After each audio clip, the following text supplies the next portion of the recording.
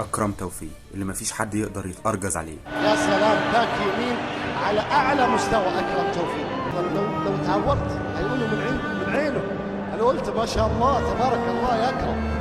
اكرم انسى الموضوع، مع اكرم مش هتقدر تمر ابدا. اكرم توفيق صلوا على النبي يقولوا ما شاء الله عليه. راسكم من أرجل وأحسن اللعيبة اللي من يوم ما عرفناه وهو راجل بيموت نفسه في الملعب. كل كوم بقى الشخصية كوم تاني، أصل محدش يقدر يتأرجز عليه. اللي ما بيبخلش بنقطة عرق واحدة، يقاتل ويلعب لحد آخر نفس وآخر دقيقة في الملعب. ما شاء الله. للأسف يجينا خبر إصابة أكرم توفيق للمرة التانية بالرباط الصليبي. خبر صادم وحزين جدا جدا لينا كأهلاوية. احنا ما صدقنا أكرم توفيق رجع وبدأ يبقى في الفورمة بتاعه، لكن نصيبه كده وقدر ربنا الحمد لله. لم يتم التأكد من الإصابة لحد دلوقتي إذا كانت قطع كلي أو جزء من الرباط الصليبي. لسه الأهلي ما أعلنش رسميا عن حجم الإصابة. أتمنى من ربنا إن تكون الإصابة بسيطة. يوم ما عرفنا أكرم توفيق وهو ب100 راجل، أسد ما بيخافش حد في الملعب.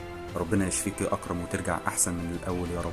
أنت بطل وأنت قدها، وزي ما عديت في الأول تقدر تعدي تاني، واحنا راضيين. المفروض انت كمان تكون راضي. بالمناسبة كان في تصريح قديم للدكتور بتاع الأهلي أبو عبلة، كان قايل إن أرضية التتش هي سبب من أسباب إصابة اللعيبة. طيب هو ليه الأهلي بالميزانية الضخمة اللي عنده دي والفلوس اللي عنده دي مستخسر يصرف على النادي، مستخسر يصرف على أرضية الملعب، مستخسر يصرف على الأجهزة الطبية، مستخسر يصرف إنه يجيب مدرب أحمال على أعلى مستوى عشان اللعيبة وعشان الإصابات دي؟ نفس حكاية محمد محمود لما صحي من صليبي وجاله صليبي تاني. الموسم اللي فات بيتكرر بنفس أحداثه، إصابة بيرسيتاو ثم إصابة أكرم توفيق وتعادل فيوتشر معانا بعد 6 انتصارات.